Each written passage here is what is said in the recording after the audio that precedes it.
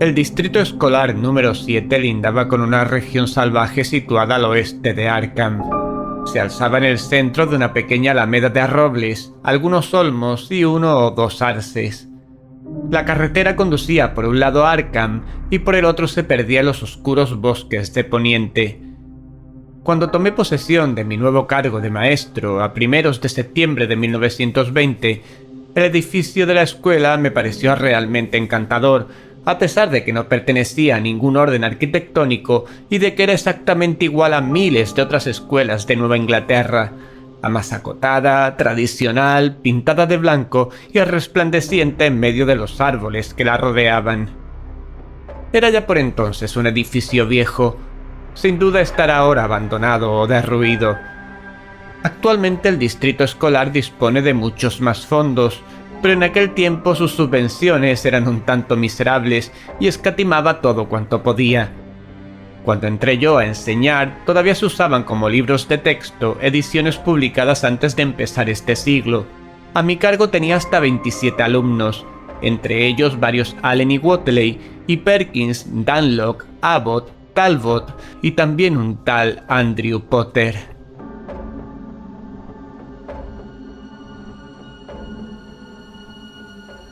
No puedo recordar ahora por qué exactamente me llamó la atención Andrew Potter.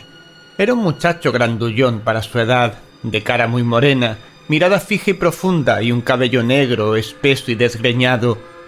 Sus ojos me miraban con una persistencia que al principio me dejaba perplejo, pero que finalmente me hizo sentirme extrañamente incómodo. Estaba en quinto grado y no tardé mucho en descubrir que podría pasar al séptimo o al octavo con gran facilidad, pero que no hacía ningún esfuerzo por conseguirlo. Daba la impresión de que se limitaba a tolerar a sus compañeros, los cuales por su parte le respetaban, no por afecto sino más bien por miedo. Muy pronto comencé a darme cuenta de que este extraño muchacho me trataba con la misma divertida tolerancia que a sus condiscípulos. Tal vez fuese su forma de mirar lo que inevitablemente me llevó a vigilarle con disimulo en la medida que lo permitía el desarrollo de la clase. Así fue como llegué a advertir un hecho vagamente inquietante. De cuando en cuando Andrew Potter respondía a un estímulo que mis sentidos no llegaban a captar y reaccionaba exactamente como si alguien lo llamara. Se despabilaba entonces, se ponía en alerta y adoptaba la misma actitud que los animales cuando oyen ruidos imperceptibles para el oído humano. Cada vez más intrigado, aproveché la primera ocasión para preguntar sobre él. Uno de los chicos de octavo grado, Wilbur Dunlop, solía quedarse después de terminar la clase y ayudar a la limpieza del aula. Wilbur, dije una tarde cuando todos se hubieron marchado, observo que ninguno de vosotros le hacéis caso a Andrew Potter. ¿Por qué? Me miró con cierta desconfianza y reflexionó antes de encoger los hombros para contestar. No es como nosotros. ¿En qué sentido? El niño sacudió la cabeza. No le importa si le dejamos jugar con nosotros o no. Además, no quiere. Parecía contestar de mala gana, pero a fuerza de preguntas conseguí sacarle alguna información. Los Potter vivían hacia el interior, en las colinas boscosas de Poniente, cerca de una desviación casi abandonada de la carretera que atraviesa aquella zona selvática. Su granja estaba situada en un valle pequeño, conocido en la localidad como la Hoya de las Brujas, y que Wilbur describió como un sitio malo. La familia constaba de 4 miembros, Andrew, una hermana mayor que él y los padres. No se mezclaban con la demás gente del distrito, ni siquiera con los Dunlop, que eran sus vecinos más cercanos y vivían a 1 kilómetro de la escuela y a unos 7 de la Hoya de las Brujas. Ambas granjas estaban separadas por el bosque. No pudo o no quiso decirme más. Cosa de una semana después pedí a Andrew Potter que se quedara al terminar la clase. No puso ninguna objeción, como si mi petición fuera la cosa más natural. Tan pronto como los demás niños se hubieron marchado, se acercó a mi mesa y esperó de pie con sus negros ojos expectantes fijos en mí y una sombra de sonrisa en sus labios llenos. He estado examinando tus calificaciones, Andrew, y me parece que con un pequeño esfuerzo podrías pasar al 6º grado, quizá incluso al 7º. ¿No te gustaría hacer ese esfuerzo? Se encogió de hombros. ¿Qué piensas hacer cuando dejes la escuela? Encogió los hombros otra vez. ¿Vas a ir al Instituto de Enseñanza Media de Arkham? Me examinó con unos ojos que parecían haber adquirido súbitamente una agudeza penetrante. Había desaparecido su letargo. Señor Williams, estoy aquí porque hay una ley que dice que tengo que estar. Ninguna ley dice que tengo que ir al instituto. Pero ¿no te interesaría? No importa lo que me interesa. Lo que cuenta es lo que mi gente quiere. Bien, hablaré con ellos. Decidí en ese momento. Vamos, te llevaré a casa. Por un instante apareció en su expresión una sombra de alarma, pero unos segundos después se disipó, dando paso a ese aspecto de letargo vigilante tan característico en él. Se volvió a encoger de hombros y permaneció de pie esperando, mientras guardaba yo mis libros y papeles de la cartera que habitualmente llevaba conmigo. Luego caminó dócilmente a mi lado hasta el coche y subió, mirándome con una sonrisa de inequívoca superioridad. Nos internamos en el bosque. Íbamos en silencio, muy en armonía con la melancólica tristeza que se iba apoderando de mí al entrar en la región de las colinas. Los árboles se ceñían a la carretera y cuanto más nos adentrábamos, más sombrío se volvía el bosque, tanto quizá porque estábamos a últimos de octubre como por la espesura cada vez mayor de la arboleda. De unos claros relativamente extensos nos sumergimos en un bosque antiguo, y cuando finalmente nos desviamos por un camino vecinal, poco más que una vereda que me señaló Andrew en silencio, comenzamos a rodar por entre árboles viejísimos, extrañamente deformados. Tenía que conducir con precaución, el camino era tan poco transitado que la maleza lo invadía por ambos lados, y cosa extraña a pesar de mis estudios de botánica, aquellas plantas me resultaban desconocidas, aunque me pareció observar que había algunas acífragas que presentaban una curiosa mutación. De pronto, inesperadamente, desembocamos en el cercado de la casa de los Potter. El sol se había ocultado tras la muralla de árboles y la casa estaba sumida en una luz de crepúsculo. Más allá, valle arriba, se extendían unos pocos campos de labor. En uno había maíz, en otro rastrojo, en otro calabazas. La casa propiamente dicha era horrible, estaba casi en ruinas y tenía un piso alto que ocupaba la mitad de la planta, un tejado abuhardillado y postigos en las ventanas. Sus dependencias, frías y desmanteladas, parecían no haber sido usadas jamás. La granja entera parecía abandonada. Las únicas señales de vida consistían en unas cuantas gallinas que escarbaban la tierra detrás de la casa. Si no hubiera sido porque el camino que habíamos tomado terminaba aquí, habría puesto en duda que esta fuera la casa de los Potter. Andrew me lanzó una mirada como tratando de adivinar mis pensamientos. Luego saltó con ligereza del coche, dejándome que le siguiera.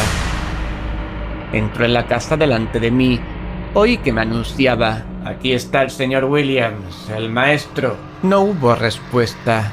Luego de repente me hallé en la habitación, iluminada tan solo por una antigua lámpara de petróleo, donde se hallaban los otros 3 Potter. El padre era un hombre alto, de hombros caídos y pelo gris, que no tendría más de 50 años, pero con aspecto de ser muchísimo más viejo, no tanto física como psíquicamente. La madre estaba indecentemente gorda, y la chica, alta y delgada, tenía el mismo aire avisado y expectante que había observado en Andrew. Andrew hizo brevemente las presentaciones, y los 4 permanecieron a la espera de que yo dijese lo que tuviera que decir. Me dio la impresión de que su actitud era un tanto incómoda, como si desearan que terminase pronto y me fuera. Quería hablarles sobre Andrew. Veo grandes aptitudes en él, y podría avanzar un grado o 2 si estudiara un poco más. Mis palabras no obtuvieron respuesta alguna. Estoy totalmente convencido de que tiene suficientes conocimientos y bastante capacidad para estar en 8º grado, dije y me callé. Si estuviera en 8º grado, dijo el padre, tendría que ir al instituto al terminar la escuela, por cosa de la edad. Es la ley. Me lo han dicho. Me vino a la memoria lo que Wilbur Dunlop me había dicho del aislamiento de los Potter, y mientras escuchaba las razones del viejo, me di cuenta de que toda la familia se hallaba tensa y de que su actitud había variado imperceptiblemente. En el momento en el que el padre dejó de hablar, se restableció una uniformidad singular. Era como si los 4 estuvieran escuchando una voz interior.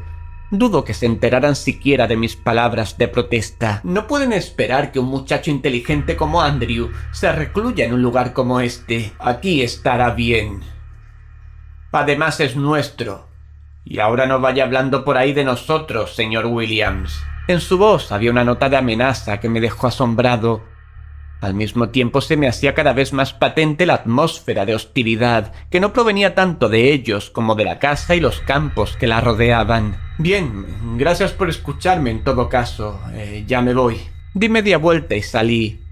Andrew me siguió los pasos. Una vez fuera, dijo con suavidad: «No debe usted hablar de nosotros, señor Williams. Papá se pone como loco cuando descubre que hablan de él. Usted le preguntó a Wilbur Dunlop». Me quedé de una pieza. Con un pie en el estribo del coche me volví y le pregunté: «¿Te lo ha dicho él?». Movió la cabeza negativamente. «Fue usted, señor Williams», dijo al tiempo que retrocedía, y antes de que pudiera yo abrir la boca otra vez, se había metido en la casa como una flecha. Por un instante permanecí indeciso, pero no tardé en reaccionar.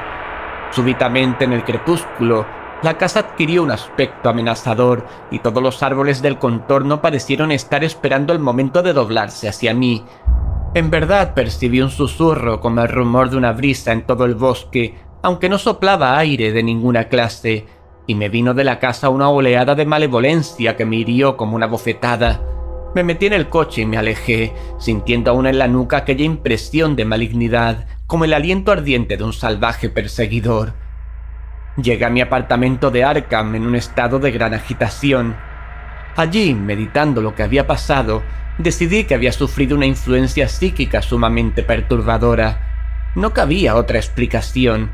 Tenía el convencimiento de que me había arrojado ciegamente a unas aguas mucho más profundas de lo que creía, y lo auténticamente inesperado de esta vivencia angustiosa me la hacía más estremecedora. No pude comer preguntándome qué pasaba en la olla de las brujas, que mantenía a la familia tan sólidamente unida, que la ataba a aquel paraje y que sofocaba en un muchacho prometedor como Andrew Potter incluso el más fugaz deseo de abandonar aquel valle sombrío y salir a un mundo más luminoso y alegre. Durante la mayor parte de la noche estuve dando vueltas sin poderme dormir, lleno de temores innominados e inexplicables, y cuando por último me dormí, mi sueño se vio invadido de pesadillas espantosas, en las que se me representaban unos seres infinitamente ajenos a toda humana fantasía y tenían lugar hechos horrendos. Cuando me desperté a la mañana siguiente, experimenté la sensación de haber rozado un mundo totalmente extraño al de los hombres.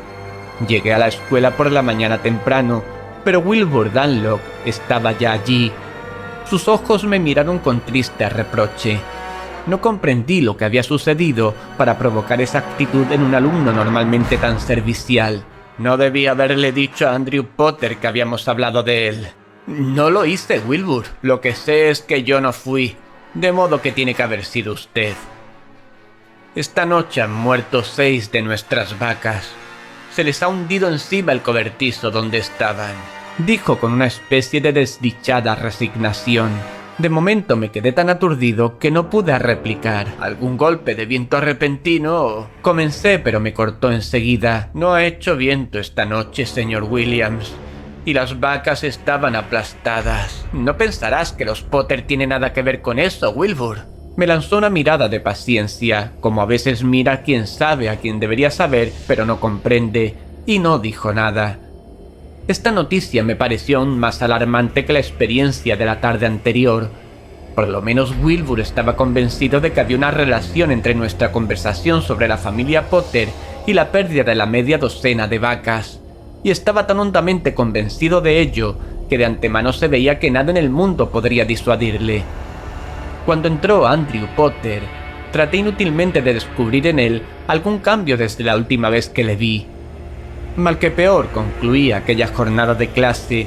Inmediatamente después de terminar, me marché apresuradamente a Arkham y me dirigí a las oficinas de la Gazette, cuyo redactor jefe, como miembro del Consejo de Educación del distrito, se había portado muy amablemente conmigo ayudándome a encontrar alojamiento. Era un hombre de casi 70 años y tal vez podría ayudarme en mis indagaciones. Mi cara debía reflejar el estado de agitación que sentía. porque nada más entrar, levantó las cejas y dijo: «¿Qué le pasa, señor Williams?». Traté de disimular, toda vez que nada en concreto podía exponer, y visto la fría luz del día, lo que tenía que contar parecería locura a cualquier persona sensata. Dije solamente: «Nada en absoluto. Solo me gustaría saber algo sobre la familia de los Potter que vive en la Hoya de las Brujas, al oeste de la escuela». Me lanzó una mirada enigmática. «¿No ha oído hablar nunca del viejo hechicero Potter?», preguntó, y antes de que pudiera contestar prosiguió: «No, naturalmente. Usted es de Brattleboro. Difícilmente podría esperarse que los de Vermont se enteraran de lo que ocurre en una apartada región de Massachusetts. Pues verá, el viejo vivía antes allí, él solo. Era ya bastante viejo cuando yo lo vi por primera vez. Y estos Potter de ahora eran unos familiares lejanos que vivían entonces en el Alto Michigan. Heredaron la propiedad y vinieron a establecerse ahí cuando murió el hechicero Potter». «Ya veo. ¿Pero qué sabe usted de ellos?». «Nada en particular. Lo que todo el mundo, que cuando vinieron eran gente muy afable, que ahora no hablan con nadie, que no salen casi nunca, y muchas habladurías sobre animales que se extravían y cosas así. La gente relaciona lo uno con lo otro, ya sabe». De esta forma siguió la conversación, en el curso de la cual lo sometí a un verdadero interrogatorio. Y así fue como escuché una mezcla desconcertante de leyendas, alusiones, relatos contados a medias y sucesos totalmente incomprensibles para mí. Lo que parecía indiscutible era que había un lejano parentesco entre el hechicero Potter y un tal brujo Wateley que vivió cerca de Danwich, un tipo de mala calaña según mi amigo el redactor jefe. También parecía indudable que el viejo hechicero Potter había llevado una vida solitaria, que había alcanzado una edad avanzadísima y que la gente solía evitar el paso por la Hoya de las Brujas. Lo que parecía pura fantasía eran las supersticiones relacionadas con esa familia. Se decía que el hechicero Potter había invocado algo que bajó del cielo y que vivió con él o en él hasta su muerte, y que un viajero extraviado, hallado en estado agónico en la carretera general, había dicho en sus últimas ansias algo así como que una cosa con tentáculos, un ser pegajoso de gelatina, con ventosas en los tentáculos, salió del bosque y le atacó. Mi amigo me contó varias historias más por el estilo. Cuando terminó me escribió una nota para el bibliotecario de la Universidad del Miskatonic en Arkham y me la tendió. «Dígale que le facilite ese libro. Quizá le sirva de algo». Encogió los hombros. «O tal vez no. La gente joven de hoy no se preocupa por nada».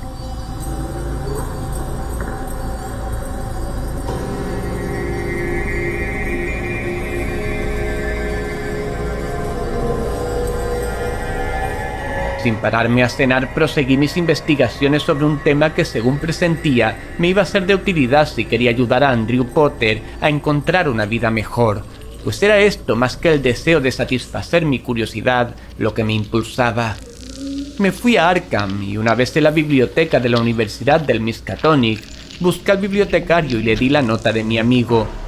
El anciano me miró con suspicacia y dijo: «Espere aquí, señor Williams», y se fue con un manojo de llaves. Deduje pues que el libro aquel estaba guardado bajo llave. Esperé un tiempo que se me antojó interminable.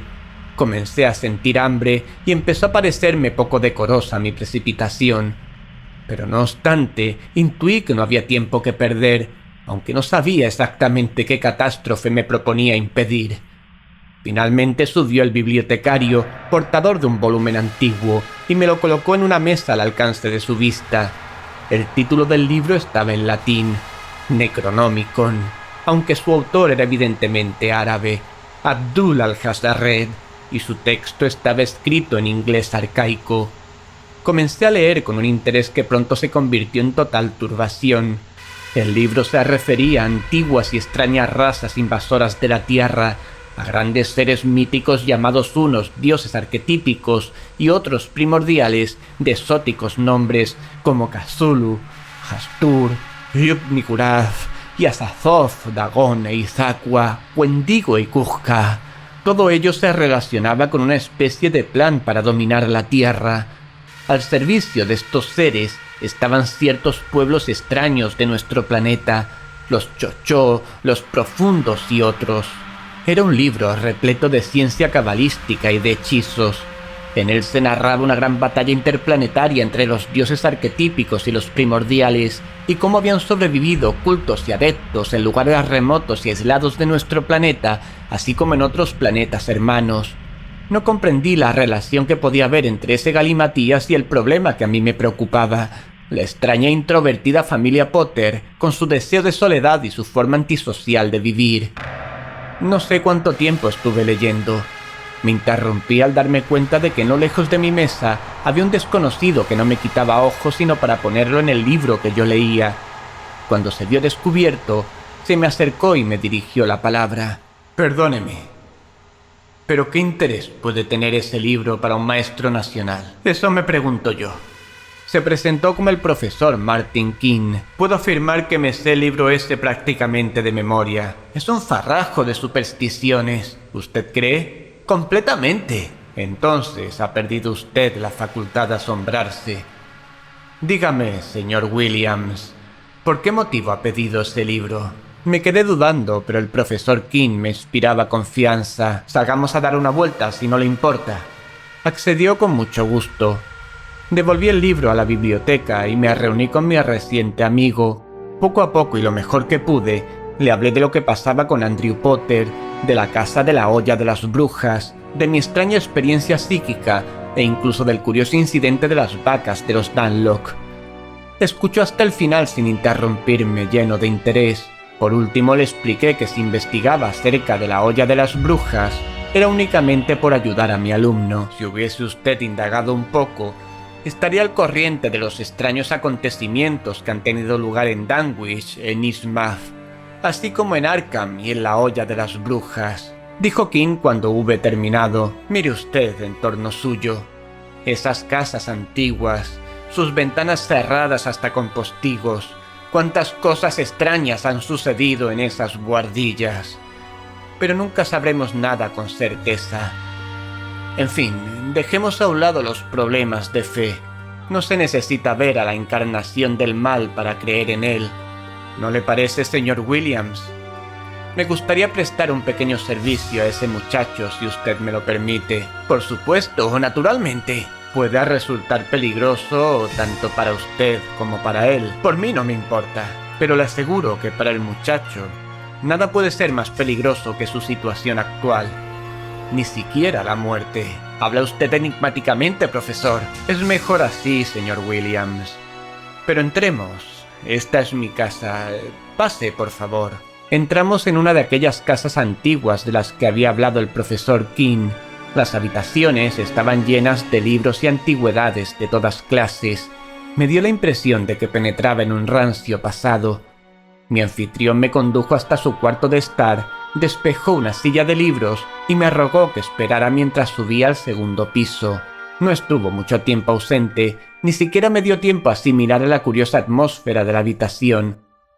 Cuando volvió traía consigo unas piedras toscamente talladas en forma de estrellas de 5 puntas. Me puso 5 de ellas en las manos. Mañana, después de clases, si asiste el joven Potter, arrégleselas usted para que toque una de ellas y fíjese bien en su reacción. 2 requisitos más. Debe usted llevar una encima en todo momento. Y segundo, debe apartar de su mente todo pensamiento sobre estas piedras y sobre sus propósitos. Estos individuos son telépatas. Poseen el don de leer los pensamientos. Sobresaltado recordé el reproche que me hizo Andrew de haber hablado de su familia con Wilbur Dunlock. ¿No debo saber para qué son estas piedras? Siempre que sea capaz de poner entre paréntesis sus propias dudas, contestó con una melancólica sonrisa. Estas piedras son algunas de las muchas que ostentan el sello de Arilaie, que impide a los primordiales huir de sus prisiones. Son los sellos de los dioses arquetípicos. Profesor King, la edad de las supersticiones ha pasado. Señor Williams, el prodigio de la vida y sus misterios no pasan jamás. Si la piedra no significa nada, no tiene ningún poder. Si no tiene ningún poder, no podrá afectar al joven Potter y tampoco lo protegerá a usted. ¿Protegerme? ¿De qué? Del poder que se oculta tras ese aura maligna que usted percibió en la olla de las brujas. ¿O también era superstición? No necesita contestar. Conozco su respuesta. Si sucede algo cuando usted ponga la piedra sobre el muchacho, ya no podrá él volver a su casa. Entonces deberá usted traérmelo aquí. Trato hecho. Sí, bien, trato hecho.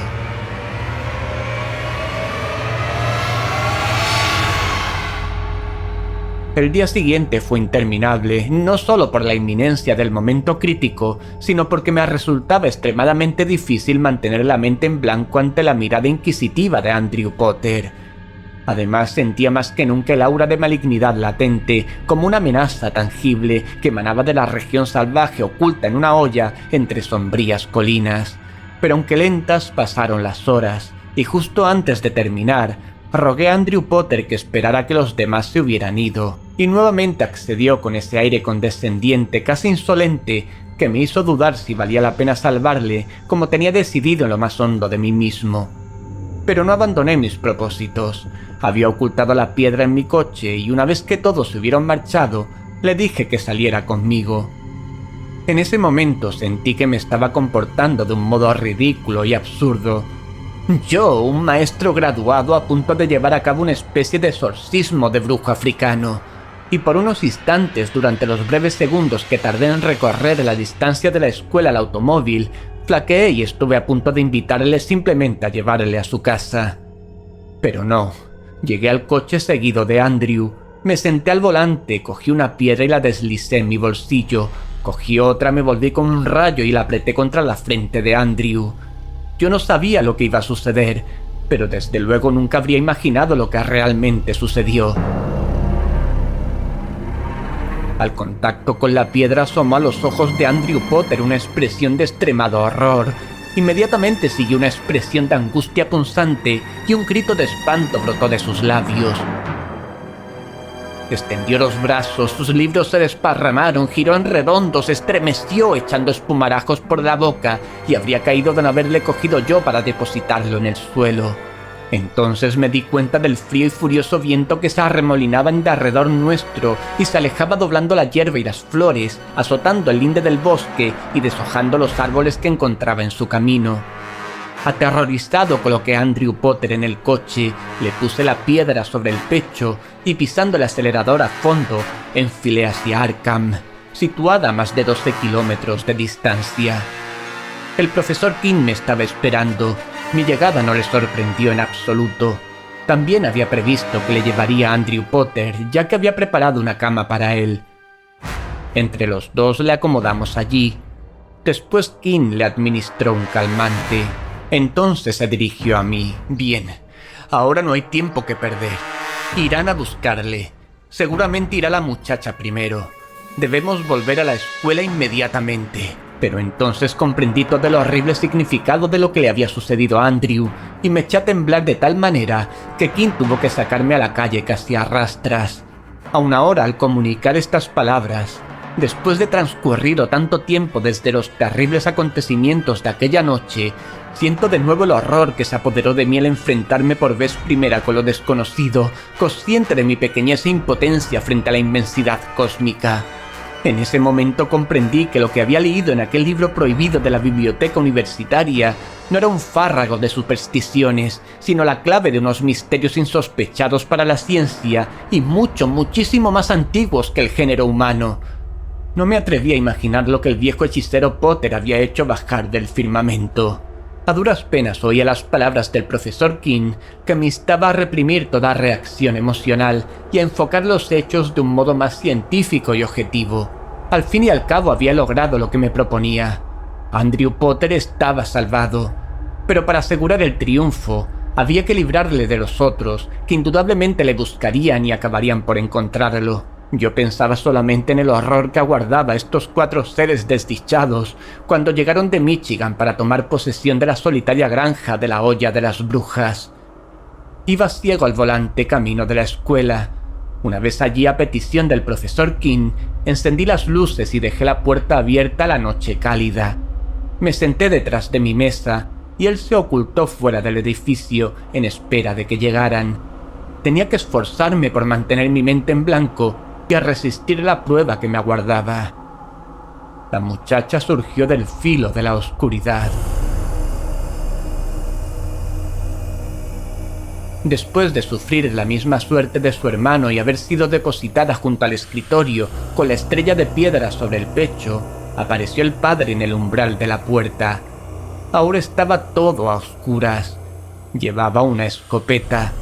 No tuvo necesidad de preguntar lo que pasaba. Lo sabía. Se plantó allí delante, mudo, señalando a su hija y la piedra que tenía sobre el pecho, y levantó la escopeta. Su gesto era elocuente. Si no le quitaba la piedra, dispararía. Evidentemente, esta era la contingencia que había previsto el profesor, porque se abalanzó sobre Potter por detrás y lo tocó con la piedra. Después, durante 2 horas, esperamos en vano la llegada de la señora Potter. «No vendrá», dijo por fin el profesor King. «Es en ella donde se hospeda esa entidad. Hubiera jurado que era su marido». «Muy bien. No tenemos otra alternativa. Hay que ir a la olla de las brujas. Estos 2 pueden quedarse aquí». Volábamos a todo gas en medio de la oscuridad, sin preocuparnos por el ruido, ya que el profesor decía que la cosa que habitaba en la olla de las brujas sabía que nos acercábamos, pero que no podía hacernos nada porque íbamos protegidos por el talismán. Atravesamos la densa espesura y tomamos el camino estrecho. Cuando desembocamos en el cercado de los Potter, la maleza pareció extender sus tallos hacia nosotros a la luz de los faros. La casa estaba a oscuras, aparte el pálido resplandor de la lámpara que iluminaba una habitación. El profesor King saltó del coche con su bolsa llena de estrellas de piedra y se puso a sellar la casa. Colocó una piedra en cada una de las 2 puertas y también una en cada ventana. Por una de ellas vimos a la señora Potter sentada ante la mesa de la cocina, impasible, vigilante, enterada, sin disimulos, ya muy distinta de la mujer que había visto no hacía mucho en esta misma casa. Ahora parecía una enorme bestia acorralada. Al terminar su operación, mi compañero volvió a la parte delantera de la casa y, apilando unos montones de brosa contra la puerta sin atender a mis protestas, pegó fuego al edificio. Luego volvió a la ventana para vigilar a la mujer y me explicó que solo el fuego podía destruir esa fuerza elemental, pero que esperaba salvar todavía a la señora Potter. Quizás sería mejor que no mirara, señor Williams. No le hice caso. Ojalá se lo hubiera hecho y me hubiera evitado las pesadillas que perturban mi descanso hasta el día de hoy. Me asomé a la ventana por detrás de él y presencié lo que sucedía en el interior. El humo del fuego estaba empezando a penetrar en la casa. La señora Potter, o la monstruosa entidad que animaba su cuerpo obeso, dio un salto, corrió atemorizada a la puerta trasera, retrocedió a la ventana, se retiró y volvió al centro de la habitación entre la mesa y la chimenea aún apagada. Allí cayó al suelo jadeando y retorciéndose. La habitación se fue llenando poco a poco de un humo que empañaba la amarillenta luz de la lámpara, impidiendo ver con claridad, pero no ocultó por completo la escena de aquella terrible lucha que se desarrollaba en el suelo. La señora Potter se debatía como las convulsiones de la agonía y lentamente comenzó a tomar consistencia una forma brumosa, transparente, apenas visible en el aire cargado de humo. Era una masa amorfa, increíble, palpitante y temblona como gelatina cubierta de tentáculos. Aun a través del cristal de la ventana, sentí su inteligencia inexorable, su frialdad incluso física. Aquella cosa se elevaba como una nube del cuerpo ya inmóvil de la señora Potter. Luego se inclinó hacia la chimenea y se escurrió por allí como un vapor. ¡La chimenea!, gritó el profesor King y cayó al suelo. En la noche apacible, saliendo de la chimenea, comenzaba a desparramarse una negrura como un humo que no tardó en concentrarse nuevamente. y de pronto la inmensa sombra negra salió disparada hacia arriba, hacia las estrellas en dirección a las Híadas, de donde el viejo hechicero Potter la había llamado para que habitara en él. Así abandonó el lugar en donde aguardara la llegada de los otros Potter, para proporcionarse un nuevo cuerpo en que alojarse sobre la faz de la tierra.